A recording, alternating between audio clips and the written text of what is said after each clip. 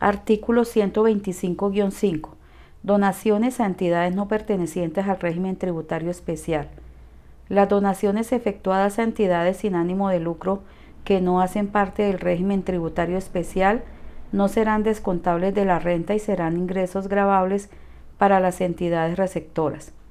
Si se determina que con motivo de la donación entregada cabe la figura de elusión fiscal, se procederá a sanciones para ambas entidades, receptora y donante. Parágrafo. Las donaciones efectuadas a las entidades de que tratan los artículos 22 y 23 de este estatuto seguirán las reglas establecidas en el artículo 257 del Estatuto Tributario. Artículo 126. Deducciones de contribuciones a fondos mutuos de inversión y fondos de pensiones de jubilación e invalidez.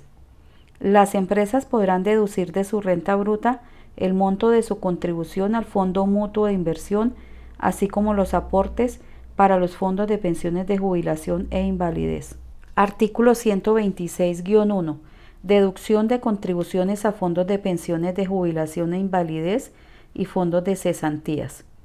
Para efectos del impuesto sobre la renta y complementarios, son deducibles las contribuciones que efectúen las entidades patrocinadoras o empleadoras a los fondos de pensiones de jubilación e invalidez y de cesantías. Los aportes del empleador a dichos fondos serán deducibles en la misma vigencia fiscal en que se realicen.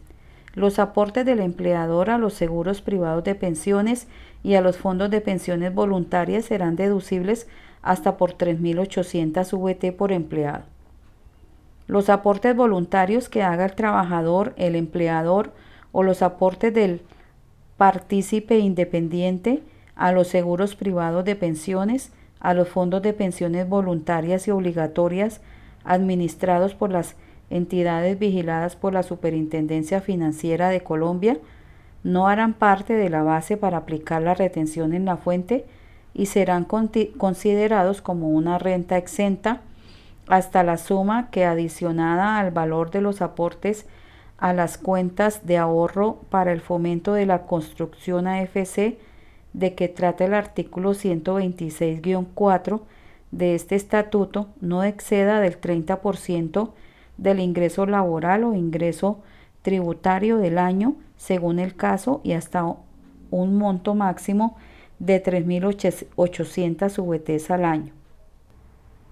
Los retiros de aportes voluntarios provenientes de ingresos que se excluyeron de retención en la fuente,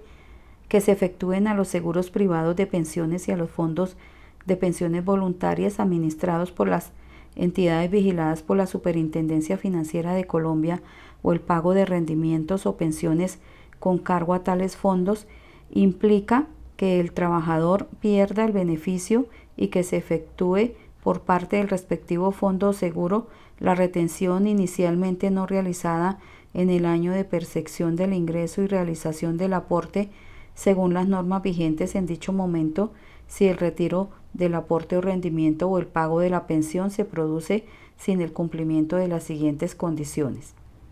que los aportes, rendimientos o pensiones sean pagados con cargo a aportes que hayan permanecido por un periodo mínimo de 10 años en los seguros privados de pensiones y los fondos de pensiones voluntarias administrados por las entidades vigiladas por la Superintendencia Financiera de Colombia, salvo en el caso del cumplimiento de los requisitos para acceder a la pensión de vejez o jubilación, y en el caso de muerte o incapacidad, que dé derecho a pensión debidamente certificada de acuerdo con el régimen legal de la Seguridad Social. Tampoco estarán sometidos a imposición los retiros de aportes voluntarios que se destinen a la adquisición de vivienda, sea o no financiada por entidades sujetas a la inspección y vigilancia de Superintendencia Financiera de Colombia a través de créditos hipotecarios o leasing habitacional.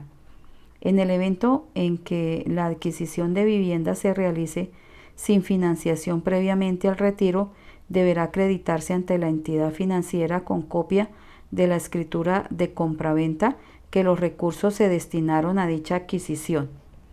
Se causa retención en la fuente sobre los rendimientos que generen los ahorros en los fondos o seguros de que trata este artículo.